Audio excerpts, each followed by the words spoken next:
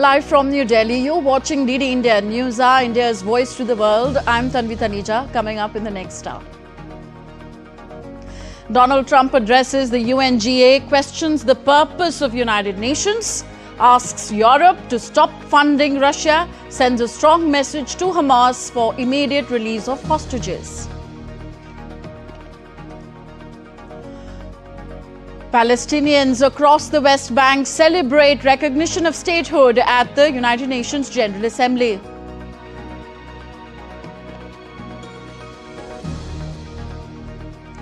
Kremlin dismisses airspace violation claim by Denmark and Norway as unfounded. NATO warns Russia it will defend every inch of Allied territory.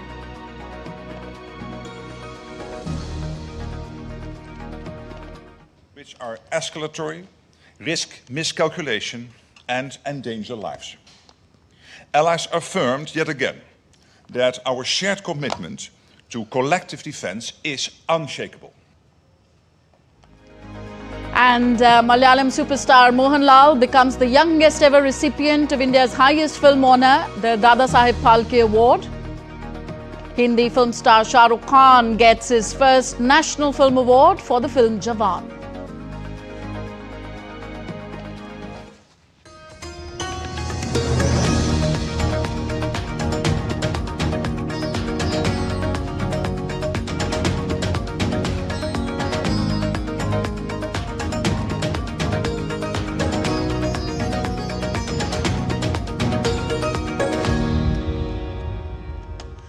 US President Donald Trump made a big comeback at the high-level general debate of the 80th session of the United Nations General Assembly in New York. Starting Tuesday, 23 September, more than 150 heads of state and government will deliver their address during the general debate of the 80th session. The debate will continue till 27 September and conclude on 29 September.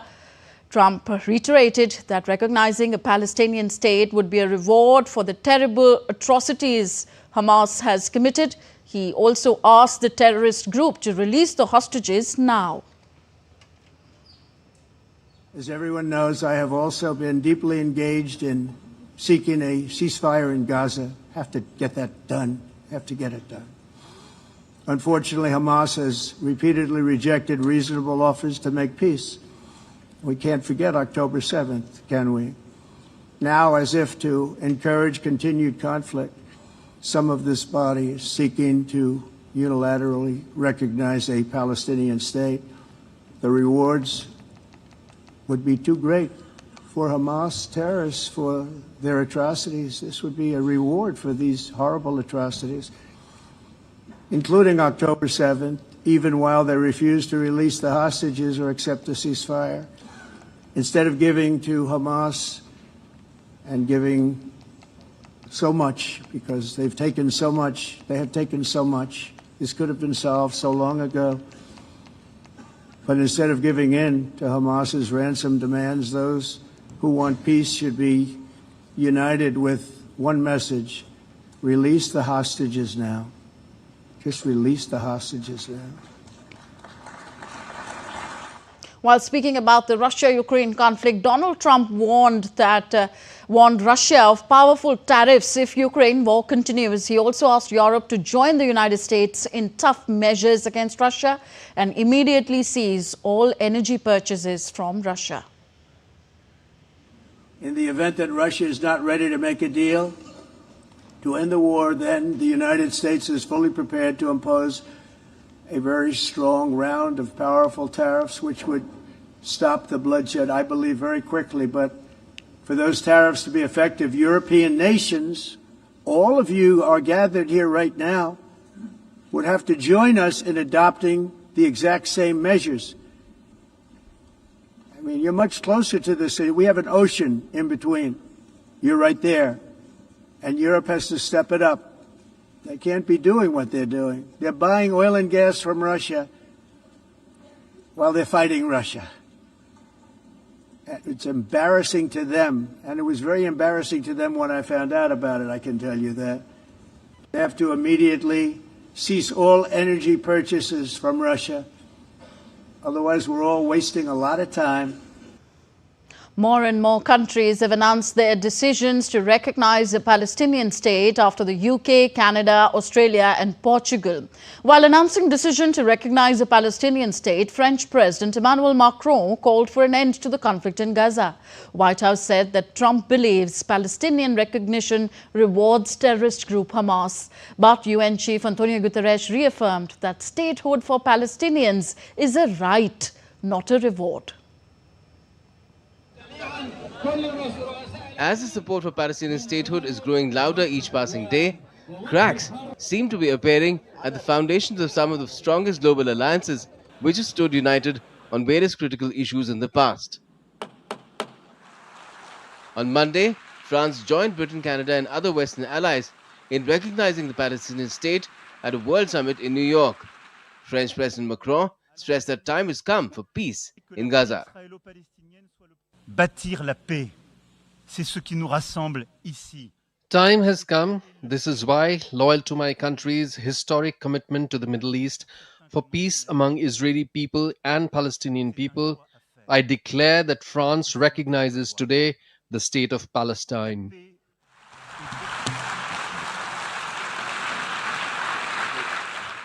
Monday's summit, titled High-Level International Conference on the Peaceful Settlement of the Question of Palestine and the Implementation of the Two-State Solution, was convened by France and Saudi Arabia. Luxembourg, Malta, Morocco and Belgium also recognized Palestinian statehood at the summit.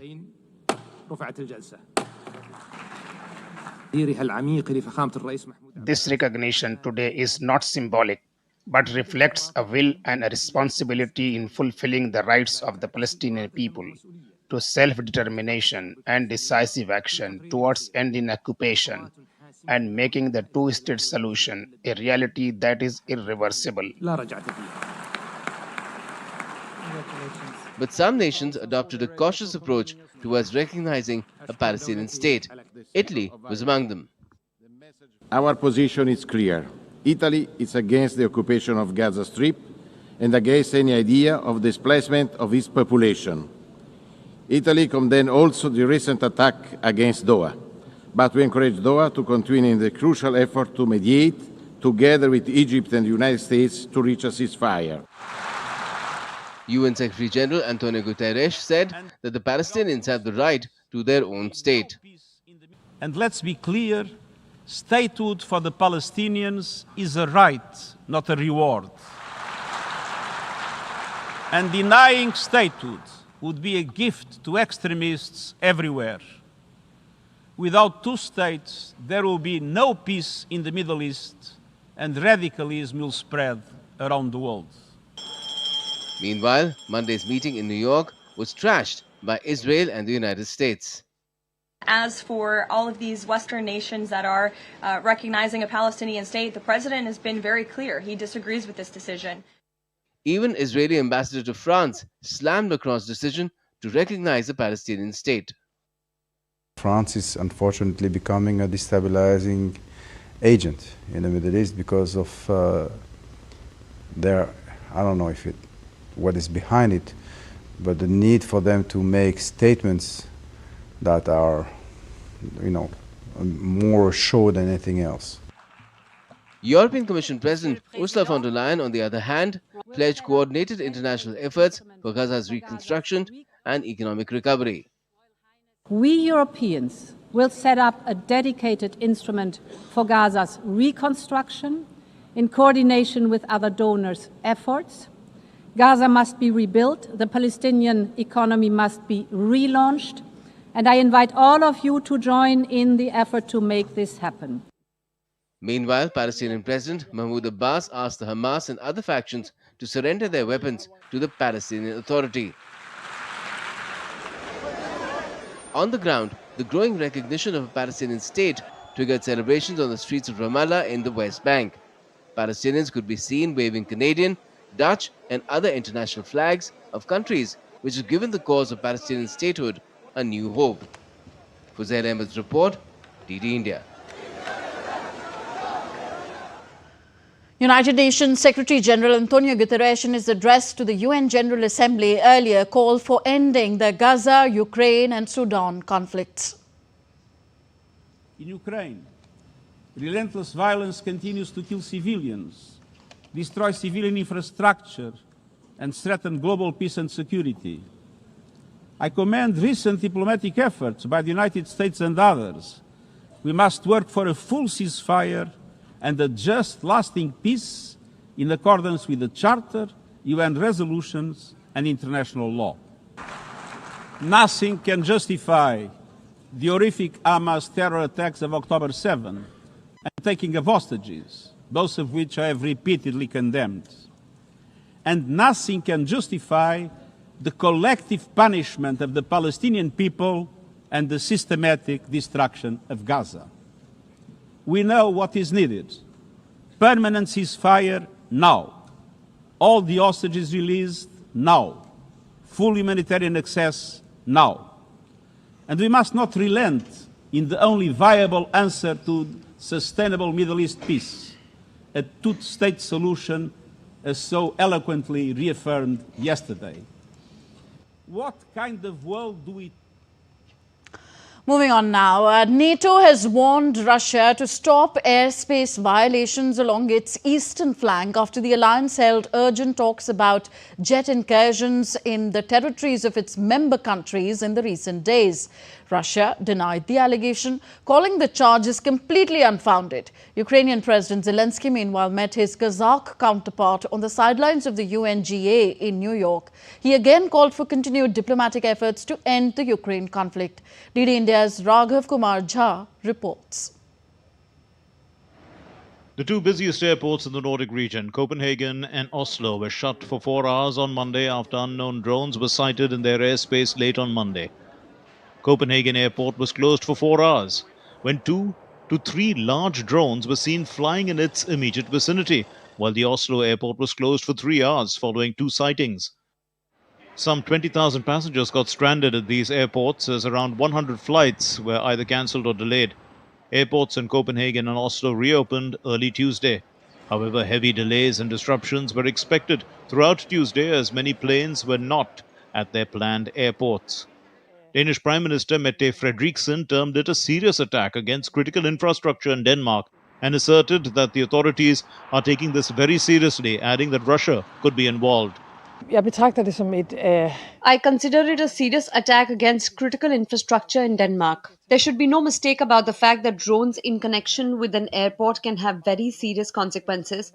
And in any case, those drones should not be there. You can hear that the authorities are taking this very seriously, and I do not think that anyone can see the events that took place a few hours ago in Denmark, in Copenhagen, independently of what else is happening in Europe.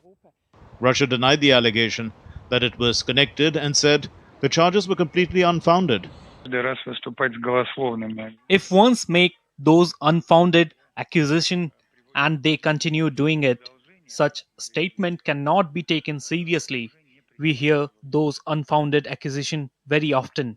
Maybe a side that hold a serious and responsible position should not make such statement time and time again.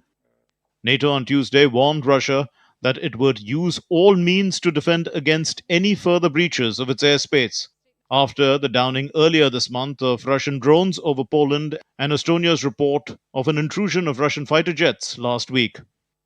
Following the meeting, allies issued a strong statement of solidarity and resolve. They condemned Russia's reckless actions, which are escalatory, risk miscalculation, and endanger lives. Allies affirmed yet again that our shared commitment to collective defense is unshakable.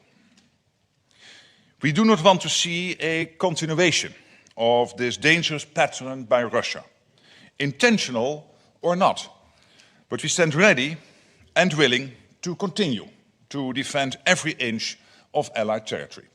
Meanwhile, Ukrainian President Volodymyr Zelensky met Kazakh President Kassym-Jomart Tokayev on the sidelines of the UN General Assembly in New York. The Kazakh president called for continuing diplomatic efforts aimed at finding ways to end the conflict. Raghav Kumar Jha's report, DD India. And next we take a look at other stories making news around the world. The iconic Pompidou Centre in Paris closed its doors to the public on Monday evening for a 5-year renovation project. Opened in 1977, the world-renowned cultural hub is best known for its modern art museum, but also houses a library, cinema and other facilities. The centre is expected to reopen in 2030. 3 artworks by Lucian Freud, spanning different decades of the late British painter's career, are set to go under the hammer at a London auction next month. Self-portrait fragment from 1956 will lead with a price estimate of £8 million to £12 million. American TV personality and socialite Paris Hilton on Tuesday launched an animated television series called Paris and Pups, saying it was always a dream project of hers. The lead character is named after Hilton's childhood nickname, Star.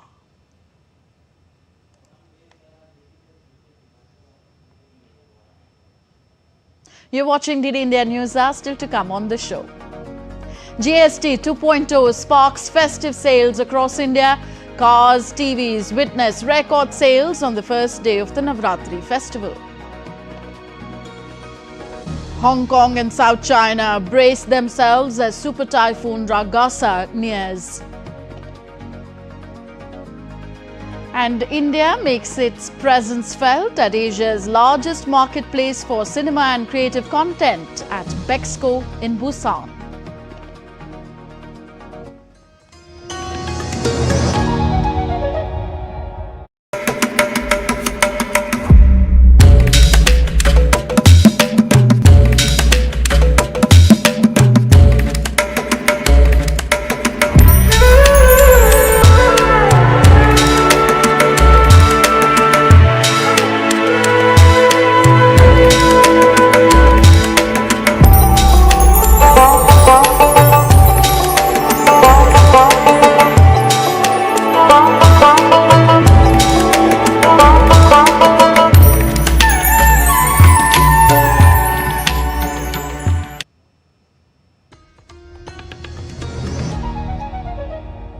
You're watching DD India Newshour. I am Tanvi Taneja. A historic start to GST 2.0 regime on the first day of Navratri sparked record-breaking sales across sectors, from automobiles to electronics, from hopping to markets to online shopping. Consumers across India turned the tax reform into a festive celebration. DD India's Rahul Upadhyay reports.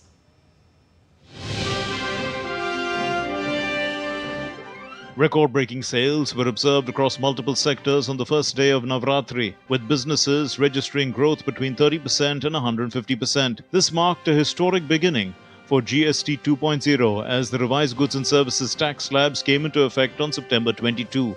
From automobiles to electronics and online shopping, consumers across India turned the tax reform into a festive celebration.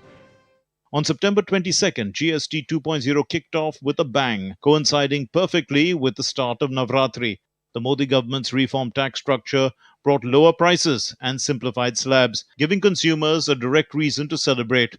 Prime Minister Narendra Modi hailed GST 2.0 as a reform dedicated to the people of India, and the response was nothing short of historic. हमारे देश के गरीब, मध्यम वर्गीय लोग, new middle class, युवा, किसान, महिलाएं, दुकानदार, व्यापारी, उद्यमी सभी को ये बचत उत्सव का बहुत फायदा होगा. The automobile sector stole the spotlight. Under the new GST structure, smaller sub-4 meter cars were moved into the 18% slab, while the compensation cess on automobiles was completely removed. On day one of GST 2.0, Maruti Suzuki recorded a staggering 80,000 inquiries and 30,000 car deliveries, its highest single-day performance in 35 years. Hyundai registered 11,000 dealer billings, its best in 5 years, while Tata Motors delivered 10,000 cars and logged 25,000 inquiries. With smaller cars now under the 18% GST slab and the compensation cess removed, long postponed dreams of owning a car became a reality for thousands of families. Government have introduced big changes in automobile industries where they will reduce the GST cut-off around 28% to 18% and 45% to 40%. It makes a big impact to buy a car in current situation. The online shopping frenzy was equally electrifying. Platforms like Flipkart and Amazon reported heavy festive traffic as shoppers rushed to grab deals. Fashion brands like Snitch saw a 40% jump in orders, while home essentials seller Shadow E-Tail recorded a 151% surge in traffic compared to last week. Electronics also flew off the shelves. Split ACs became 3,000 rupees to 5,000 rupees cheaper, while high-end TVs saw price cuts of up to 85,000 rupees. Companies like Hire's sales nearly doubled, and Blue Star reported a 20% jump compared to the same day last year. TV sales surged, especially in the 43-inch and 55-inch categories, with companies reporting 30 to 35% growth. From cars and electronics to groceries and fashion, every sector felt the GST 2.0 surge. It wasn't just a tax reform, it was a festival of savings, a revival of demand, and as many called it, the real Diwali gift from Prime Minister Modi to the people of India. Rahul Upadhyay's report for DD India. Marking 7 years of Ayushman Bharat, Prime Minister Narendra Modi today reaffirmed that Ayushman Bharat has redefined access to quality healthcare in India. Posting on social media platform X, Prime Minister Modi wrote, and I quote him here, "Today we mark 7 years of Ayushman Bharat. This was an initiative that anticipated the needs of the future and focused on ensuring top quality as well as affordable healthcare for people. Thanks to it, India is witnessing a revolution in public healthcare. It has ensured financial protection and dignity. India has shown how scale, compassion and technology can further human empowerment." So with multiple welfare schemes, the government has always focused on making healthcare available to all sections of society. Here's more in this special report. World's largest health insurance scheme, Pradhan Mantri Jan Arogya Scheme, ensures cashless care, nationwide hospital access and support for the poor, elderly and vulnerable. The scheme provides health cover of Rs 5 lakh per family per year for secondary and tertiary care hospitalization to approximately 55 crore beneficiaries. Till now, Ayushman cards have been issued to over 41 crore beneficiaries. Poor people like us, where would we go? Our lakhs of rupees would have been used up. But because of the Prime Minister, I am better today. I have a heart issue and I need a pacemaker machine in my heart.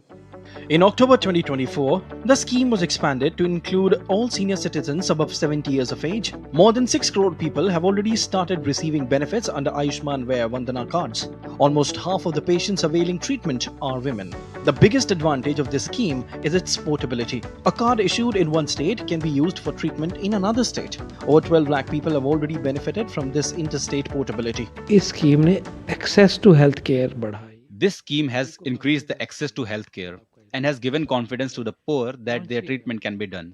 Just come forward. And it became possible without causing a heavy dent to the pockets of the poor. So this is a welfare scheme for the poor. तो ये बिल्कुल गरीब कल्याण की scheme है. By reducing out-of-pocket expenditure and ensuring timely treatment, the Ayushman Bharat scheme has truly transformed healthcare access for the poor. It stands as a revolutionary step towards a healthy and empowered India.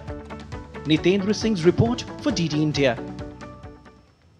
Moving on now, in a grand ceremony held in New Delhi on Tuesday, President Draupadi Murmu conferred the 71st National Film Awards. The prestigious awards celebrate excellence in Indian cinema, recognizing outstanding achievements across feature films, non-feature films and writing. While iconic star from South India of Malayalam cinema, Mohanlal bagged the Dadasaheb Phalke Award, the highest honor of the Indian cine world. Hindi film star Shah Rukh Khan and Rani Mukherjee were also recipients of the prestigious national awards. Indian cinema continues to widen its horizons. These films evoke powerful emotions and inspire millions across the world. And National Film Awards play a pivotal role in celebrating and recognizing the immense talent from the Indian film industry. This year marks the 71st edition of these prestigious honors. From over half a century, the magic of Indian cinema has nestled in the hearts of millions, evoking emotions, shaping narratives, and acting as a guiding light of inspiration. Its glorious journey began in 1913 when Dadasaheb Phalke, revered as the father of Indian cinema, made India's first indigenous movie, Raja Harishchandra. Since then, Indian cinema has seen an exceptional rise, and today's Bharat proudly celebrates its remarkable presence on the global map. At the 71st edition of the National Film Awards, cinematic brilliance was recognized across diverse categories. The Dadasaheb Phalke Award, Indian cinema's highest honor, was conferred upon Mohanlal for his extraordinary contribution to the industry. Best Actor was jointly awarded to Shah Rukh Khan for Jawan and Vikrant Massey for 12th Fail. Best Actress went to Rani Mukherjee for her powerful performance in Mrs. Chatterjee vs. Norway. Sudipto Sen won Best Director for his work in the Kerala Story. Rocky or Rani Ki Prem Kahani bagged the award for Best Choreography. Celebrating the spirit of India's linguistic and cultural diversity, the awards also honored excellence in regional cinema, with Rongatappu being awarded the Best Assamese Film, Deep Fridge being awarded the Best Bengali Film, Vash winning the award for Best Gujarati Film, and Godde Godde Cha bagging the award for Best Punjabi Film. These awards were conferred by President Draupadi Murmu, who appreciated the rise of women-centric movies that are being made and getting immense recognition. She called upon persons associated with film industry to strive for getting movies gain greater global acceptance. Film उद्योग से जुड़े सभी लोगों को ये प्रयास करना चाहिए कि विश्व स्तर पर भारतीय फिल्मों को और अधिक स्वीकृति मिले, उनकी लोकप्रियता बढ़े तथा मान्यता और सम्मान भी मिले। लोकप्रिय होना किसी फिल्म के लिए अच्छी बात है, हो सकती है, लेकिन लोकहित में होना, विशेषकर युवा पीढ़ी के हित में होना और भी अच्छी बात है। महिलाओं पर केंद्रित अच्छी फिल्में बन रही है और पुरस्कृत भी हो रही है। ये बहुत अच्छा सामाजिक संकेत है। Indian cinema continues to be a source of inspiration across generations. With an ever-growing talent pool, cutting-edge technology, and soul-stirring storytelling, it evolves each day, echoing the diverse and vibrant heartbeat of Bharat. Siddharth Bharadwaj's report for DD India. Minister of State for Information and Broadcasting Dr. L. Murugan today visited the Asian Contents and Film Market, Asia's largest marketplace for cinema and creative content, at Bexco in Busan. Visiting the Bharat Pavilion, Dr. Murugan explored various stalls where India is showcasing its cinematic strength, promoting the Waves Bazaar initiative and inviting global partners for co-productions. India's strong presence here highlights a major policy push to position the country as a hub for filmmaking, co-productions and the global creative economy. You're watching DD India Newshour, still to come on the show. In a rather bizarre claim, Donald Trump calls renewables a joke and climate change a con job.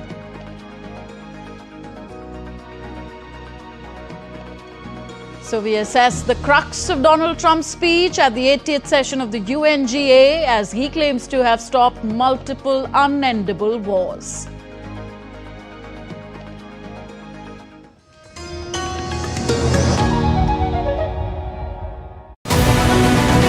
Pakistan's Al Khalid tank under fire at home. Can it hold up against India's T-90 Bhishma? Islamabad's stealth fighter dreams dashed. No J-35 in sight. India's big leap in aviation, IMRH and DBMRH set to rule the skies and the seas. And Israel powers up its Iron Beam lasers to replace missiles in future wars. Catch all the action on Defense Dynamics this Wednesday at 8 p.m. IST only on DD India.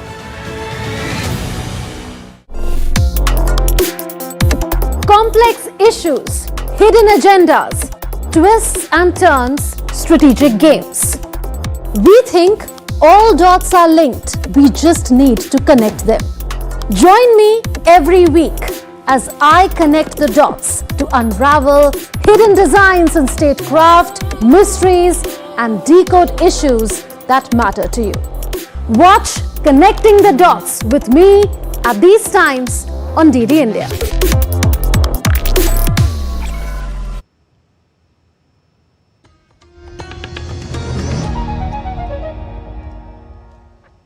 Welcome back. You're watching DD India Newshour. I am Tanvi Taneja. Going back to our top story, Donald Trump's long address at the 80th session of the UNGA in New York. So Donald Trump revived his attack on renewable energy in a rather bizarre claim. Donald Trump called renewables a joke and climate change a con job. Climate change. Because if it goes higher or lower, whatever the hell happens, there's climate change. It's the greatest con job ever perpetrated on the world, in my opinion. The carbon footprint is a hoax made up by people with evil intentions, and they're heading down a path of total destruction. You know, the carbon footprint was a big, big thing. And now let's connect to our correspondent from Washington, D.C., Saurabh Shukla. Hi, Saurabh. So in his address at the UNGA, President Trump criticized the United Nations for failing to help peace efforts, also failing to stop uncontrolled migration. Your views on that assessment and what it means for the United Nations and global migration? Well, that's classic President Trump for you. You know, I can tell you that he started off even before that with taking a dig at the UN on a faulty escalator to a teleprompter not working. So that evoked a pool of laughter to a otherwise a gathering which is more serious. On climate change, this is something, you know, in fact, I'm here in Washington, D.C. White House officials always tell me that, you know, he goes by what he personally believes in. And he's been somebody who has been shunning away the renewables energy and also been speaking against it. And that stems from a belief that the energy, the U.S. energy sources like oil, coal, they should be encouraged more, and that is what works. That's the reason why he has done away with EV tax subsidy here in the US, and also his speech underscores what he has been saying all along. So that was not unexpected, I would say. But obviously, he also had a dig in some ways at the UN, because UN has been focusing a lot on sustainability, climate change, and things like that. And there are other speakers, other world leaders after him, like Indonesian President I saw, who were obviously speaking about the effect of climate change. But this is classic President Trump. One of the other things I thought also from the speech which stood out was that he says, I do business with people I like, in reference to President Lula of Brazil. But I want to put in context of India, where obviously he has been saying that he has a great relationship with Prime Minister Modi. So certainly, I think, leave aside what he says in the speech, but I see behind the speech, there is a hidden, I would say, indication as well that obviously he values his chemistry with world leaders. And that is where I see a big ray of hope for US-India ties with the chemistry that he has with Prime Minister Narendra Modi, and the fact that he had that phone call with the Prime Minister, and obviously our relationship now is bouncing back on an even keel. In fact, External Affairs Minister S. Jaishankar had a very good meeting with Marco Rubio, the US Secretary of State, as well. So I think a lot is happening on that part as well. Yes, so I wanted to ask you about that meeting between External Affairs Minister Jaishankar and US Secretary of State Marco Rubio. What all has transpired in the meeting? Well, it was very important, because I would say, and I was talking to my sources here and obviously in New York as well, from both sides, and they tell me that it was a very positive meeting. It also heralds, I would say, the US-India ties to the next level. Because what happened was that obviously, as you know, there were hiccups on the way after a great visit by the Prime Minister. But the Prime Minister and President Trump has already spoken. They have given a green light, so to say, to their interlocutors, which are External Affairs Minister S. Jaishankar in this case and Marco Rubio. Parallel track, Commerce Minister Piyush Goyal is also meeting with the US trade representative. So I think where a lot of naysayers were saying that the US-India relationship was going on a downhill, I think not only it's bouncing back, but India's core concerns, whether it on trade, on other strategic issues, that are being argued in a firm-footed manner. And I think US has also realized that India is a valued friend and an ally, but they will agree to disagree on certain issues because India will value its own national interest ahead of anything else. And as Prime Minister has been repeatedly saying that he has the foremost thing in his mind is the interest of Indian people. And whether it's buying, even on the issue of oil, buying of Russian oil, India has made it very clear that if US was to provide India cheaper alternative or cheaper oil, obviously, India can look at the sources in the US as well. So I would say what has come out of these meetings is that on issues like trade, defense, Indo-Pacific, strategic cooperation, also on multilateral issues, US and India see eye to eye. And in the next few months, you will see a further momentum and consolidation of these ties as the two countries put their, whatever interest is there at the heart of this entire conversation, and also the issues where they disagree on. But it's a very positive development, if you ask me. All right, we'll leave it here. Thank you very much, Saurabh Shukla, for your analysis on both these subjects. Also, now let me bring in Ambassador Manjeev Singh Puri, former senior Indian diplomat, on the proceedings so far at the UN General Assembly. Manjeev ji, if you can hear me, welcome to the show, sir. So, ahead of the UN General Assembly, President Trump has said that he believes recognition of a Palestinian state rewards Hamas. But UN Chief Antonio Guterres has stated that statehood for Palestinians is a right, not a reward. Now, are these positions reconcilable, and what does the answer mean for peace in West Asia? Ambassador Puri, please request you to unmute yourself. We are unable to hear you. Yeah. Tanvi, thank you.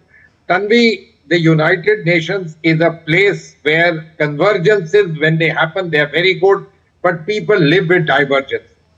The idea, over 150 members of the UN, including India, recognize the state of Palestine. The United States doesn't, it can't get full membership of the UN. And so this is continuing. But in the context of Gaza and what has been happening there, President Trump has reiterated what many from the American side have said. It's Hamas. They are not talking about the fact that 85,000 people have been killed, that the United Nations' own operations have been completely hampered and finished, that they are themselves making the most critical references, that the International Court of Justice has ruled against it. But look, that's the nature of global power play. And so that's what we are seeing. Will the recognition by the UK and the others, etc., do? Well, it does make some kind of a symbolic movement.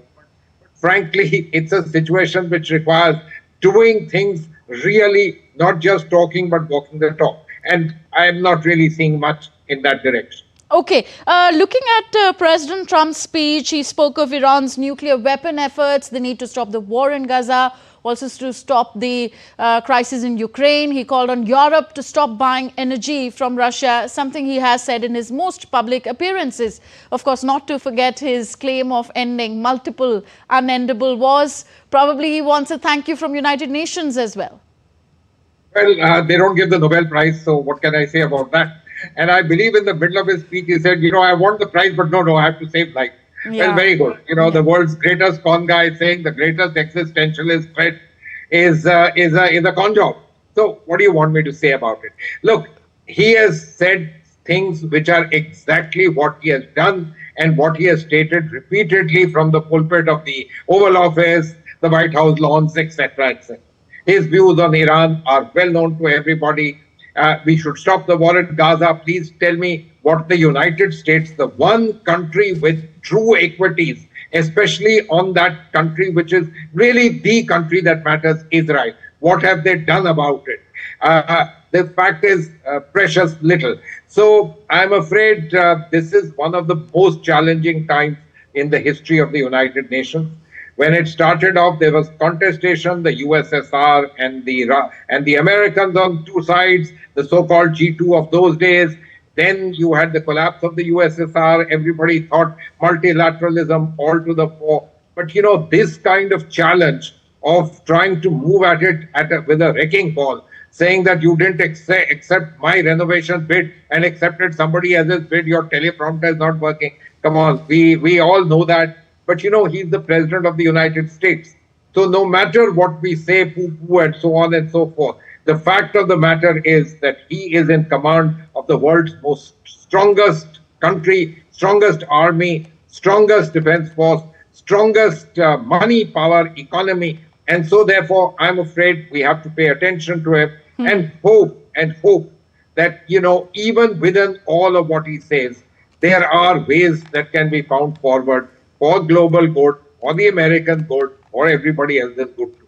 Okay. UN Secretary General Antonio Guterres called for strengthening the United Nations for the 21st century. He made these statements at the opening of the UNGA. Why do you see he has made this call now? Do you see this world body strengthening or gradually weakening even more than it has so far? And if so, why? Tanvi, this is the 80th anniversary. You would have expected every single world leader to come. Honorable Prime Minister also chose not to go there. Reasons are quite obvious to us. They, I think, have more to do with bilateralism with the United States and, hopefully things going forward on that side. But, that not being the situation as of now. The Chinese president hasn't come. The Russian president hasn't come out there. So, two of the permanent 5 members are missing. This is the state of play. Look, as I said, this is an extremely challenging time for the United Nations. The Gaza war, many people are using the word genocide, etc. for it. That is truly debilitating, and quite apart from the long drawn-out conflict of the Russians and the Ukrainians and all of this that has been going on. So, very, very challenging time. But look, I am a convinced multilateralist, and I have a very simple view. If the UN didn't exist, all right, we'll have to invent it. We can call it whatever else. President Trump ended his speech by not saying God bless the United Nations, but saying God bless the nations of the world. Well, perfectly fine. We can find another name. But do we need global governance? The answer is absolutely yes. Okay. So reflecting on the addresses made so far in the UNGA, especially that by President Trump, what do they augur for the UN and UN stated goals and the world, sir? Very quickly. So, Tanvi, look, the only address that matters, everybody else along predicted lines, Mr. Trump also.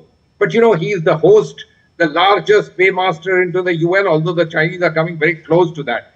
But the fact of the matter is, when the President of the United Nations, raises hundreds of questions the very ideas of things that have happened, wants to challenge the ideas of sustainability. SDGs is the biggest thing that the world has been talking about in the last decade or so. Then you have to admit great challenges. And the Secretary General rightly has called for doing something. But this is an extremely challenging time for the nations of the world, the largest and most important nations of the world, because certainly the most important country is, what should I say, playing in a sense truant to ideas which have been actually started by the United Nations, the United States. Good reasons, that's a different matter. We can talk about it. But, disruptive nature, that's certainly the case. So very challenging, but let's also believe in this adage, this too shall pass. Okay, this too shall pass. On that note, let's wind up this discussion. Thank you very much for your time, Ambassador Manjeet Puri. Let's move on now. Super Typhoon Ragasa, the world's most powerful tropical cyclone this year, passed through Taiwan and the Philippines on Tuesday and brought strong winds and rain to the region.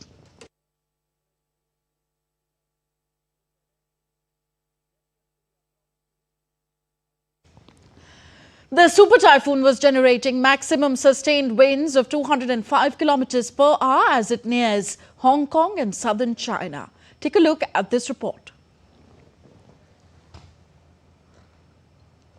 While the world is grappling with the vagaries of nature with several pockets facing extreme weather events, Eastern Asia is now facing one of its most powerful storms, Super Cyclone Ragasa. The strongest tropical storm of the year in the Pacific zone hit Taiwan and the Philippines on Tuesday, leaving behind trails of damage and fear. With winds reaching up to 220 kilometers per hour, Super Cyclone Ragasa, which initially developed in the western Pacific Ocean, is now heading towards the coast of Guangdong in southern China. In the Philippines, Typhoon Ragasa brought deadly floods and landslides. At least 3 people were killed and 6 others are still missing. Heavy rain, flash floods, and violent winds battered the northern provinces, damaging homes, roads, and other infrastructure. President Ferdinand Marcos Jr. ordered emergency teams to stay on full alert as more rain is expected in the coming days. Meanwhile, in Taiwan, Typhoon Ragasa has caused serious damage, especially in the eastern and southern areas. Most homes lost power, trees were knocked down, and roads were blocked by flooding and landslides. Yesterday was very scary. It gives me goosebumps when I think about it. It was like the end of the world. That's all I can say. I thought the waves would hit us anytime and we couldn't run away. It was so large, it gives me chills. Taiwan's government has evacuated more than 7,600 people from mountainous southern and eastern areas, while transport disruptions continued for a second day on Tuesday, with 273 flights cancelled and some rail services suspended. Now the storm is moving quickly across South China Sea, threatening Taiwan, Hong Kong, and China's southern coastline. In Hong Kong, people rushed to stores, stocking up bottled water, noodles, and other essentials as Super Typhoon Ragasa approached. Some were seen piling up sandbags outside their homes and businesses to prevent possible flooding. Meanwhile, in China's Guangdong province, workers cut down trees and taped glass doors and windows, hoping to reduce damage from shattered glass. According to the Hong Kong Observatory, Typhoon Ragasa poses a severe threat to the coast of Guangdong. The storm is expected to maintain its super typhoon strength as it moves closer to the region, continuing to impact Hong Kong, southern China, and Taiwan after already sweeping through the northern Philippines. Princey Yadav's report for DD India. Staying in Asia, 9 people have died due to waterlogging related electrocution and drowning in Kolkata and suburban areas. Overnight rain wreaked havoc in the southern part of West Bengal state. The local weather office of the IMD said that record rainfall has been registered in Kolkata since 1978. Many parts of Kolkata and adjoining areas are still underwater, with the forecast of more rainfall in the coming hours. Many express and mail trains were cancelled today. Local train service was also affected, with a few buses running on the roads. Truncated metro service is available in Kolkata. Let's take a look at other stories making news in India. Minister for Road Transport and Highways Nitin Gadkari addressed the 75th convocation ceremony of SNDT Women's University in Mumbai. Addressing the gathering, Minister Gadkari underlined the importance of knowledge and research. The Indian Sign Language Research and Training Centre celebrated Sign Language Day 2025 on Tuesday in New Delhi. Minister of State for Social Justice B.L. Verma attended the event that highlighted equality and inclusion for the deaf community. India's Minister for Railways Ashwini Vaishnav and Minister of State for Railways Ravneet Singh Bittu announced the Rajpura-Mohali new railway line and proposal of new Vande Bharat Express from Firozpur, Kant, Bhatinda, Patiala to Delhi on Tuesday. Renowned singer Zubeen Garg was laid to rest with full state honours in Assam's Kamarkuchi as thousands mourned the loss of the great musical icon. His mortal remains were carried from the sports complex where lakhs gathered to pay their final respects to the maestro. Draped in the traditional Assamese gamusa, Zubeen's funeral rites were led by family amid songs and heartfelt tributes. The last rites of renowned singer-musician Zubeen Garg was performed with full state honours on Tuesday, as thousands bid farewell with moist eyes. The cremation took place at Kamarkuchi village in Sonapur, about 30 kilometers east of Guwahati. The star performer's mortal remains were brought from the Arjun Bhogeshwar Barua Sports Complex, where lakhs of fans, celebrities and well-wishers gathered over 2 days to pay homage. Tens of thousands of fans followed the ambulance, lining the highway to catch a last glimpse of the superstar. Draped in the traditional Assamese gamosa and placed inside a glass coffin, Zubeen's body was accompanied by his 85-year-old father, wife Garima Saikia, and family.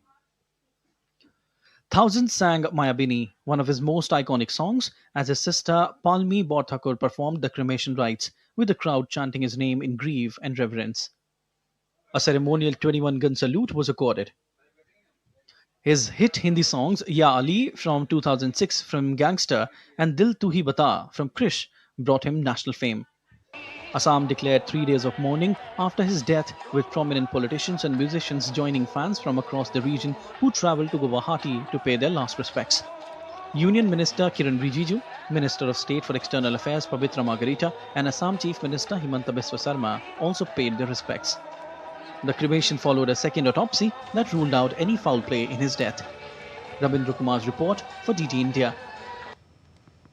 Iconic former cricket umpire Dickie Bird passed away at the age of 92 on Tuesday. Bird, whose first-class playing career was cut short by injury, became one of the most famous umpires of the game.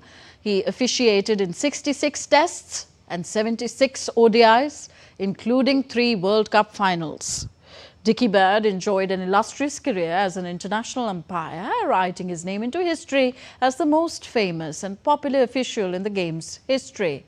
Bird's home county, Yorkshire, whom he played for and served as president, described him as a national treasure, known not only for his umpiring excellence but also for his eccentricities and warmth.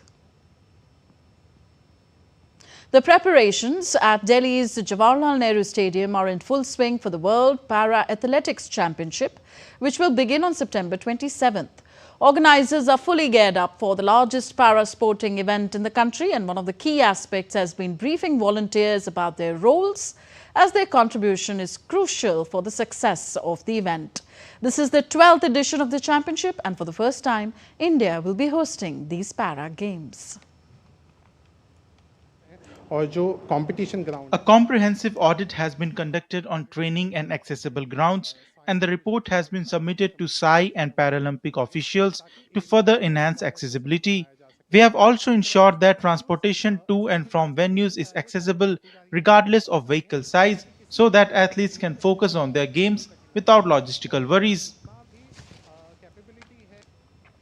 India faced Bangladesh in a high-stakes Super 4 clash of the Asia Cup 2025 at the Dubai International Stadium on Wednesday. The only unbeaten outfit of the tournament, India haven't been seriously challenged in their 4 preceding games so far. After a rather comfortable 6-wicket win over Pakistan in their first Super 4 match, India will eye the final spot when they lock horns with Bangladesh. With India continuing their dominant run in the Asia Cup, the onus will be on Bangladesh to defy the odds and produce a performance that could shake the tournament's balance.